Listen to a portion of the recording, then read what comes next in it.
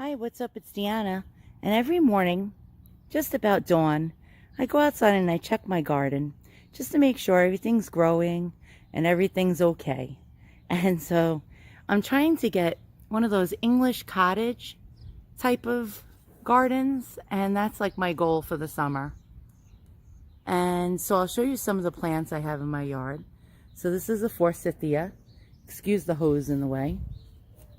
That tree is a crepe myrtle, flowering crepe myrtle, and it's growing pretty strange because the bottom part has flowers on it and the top grows up straight in the air, and it reminds me of Bert's hair from Sesame Street.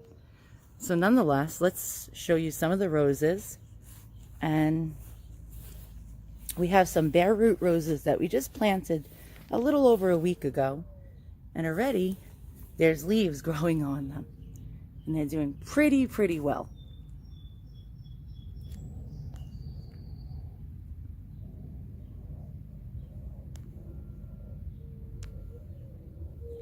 The rose bush next to it is called Easy Does It, and it really is an easy rose bush to grow. Here's some more bare root roses that we just planted, and the big rose bush to the right of it is called Arizona. Look at the beautiful blossoms on the crepe myrtle.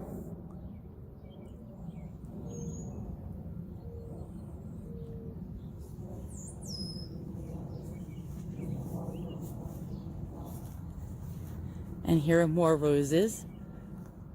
This big rose bush is called Poseidon, and I grew it from a tiny baby 2 summers ago. And it grows the most beautiful purple lavender flowers. This rose bush is my all-time favorite. To the left of it, we have some bare root roses that we just planted a little over a week ago. And the flowers are shooting up and it's looking great. I love the sound of the mourning doves. Here are some more bare root roses that we just planted a little over a week ago. And again, they're looking really good.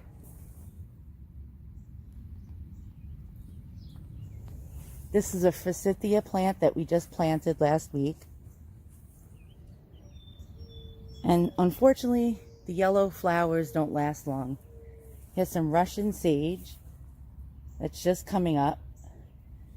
We just transplanted this Vesuvius plum to try to get a whole tree out of it. We'll see what happens.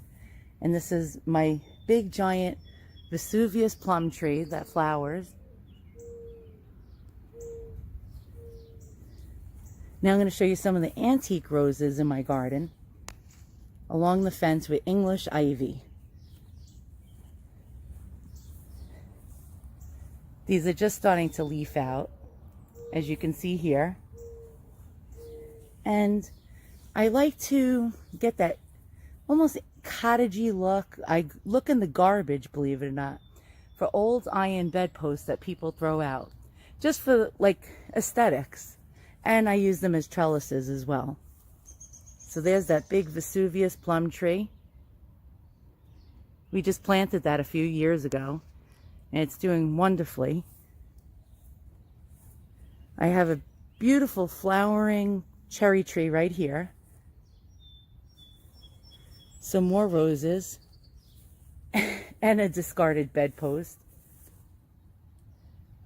And we have another Vesuvius flowering plum tree that we transplanted from a tiny little stem from the other tree.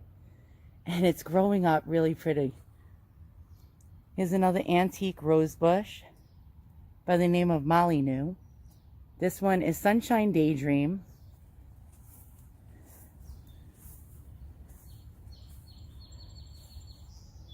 And excuse the mess around my yard, because we're in the middle of actually adding more flowers and working on things. This is called Sunshine Daydream, the one on the right. And it grew up into a nice big rose bush. And so my walk of my garden is now over for the morning, and we'll see how everything comes along this summer. There's more roses in here too, and boxwoods and pines. And I'm glad that you joined me for my morning walk of my rose garden. Thanks for watching. I forgot to also show you another rose bush of mine. This is an antique rose bush by the name of Madame Caroline Testout. And don't laugh, well, you probably will, but I found this old beat up park bench in the garbage that has wrought iron arms, and I use it to hold up my climbing rose bush. So it sits in front of the rose bush, basically holding it up like a trellis. We have some of my lawn ornaments, and he has another old park bench that we found in the garbage that we just used to make everything look like English cottagey. And I can't wait to add more flowers to this urn. Here's some boxwoods. And don't laugh, there's a bedpost that someone discarded that I used as a trellis. Who says you can't find good things in the garbage? So once again, thanks for watching and have a great day.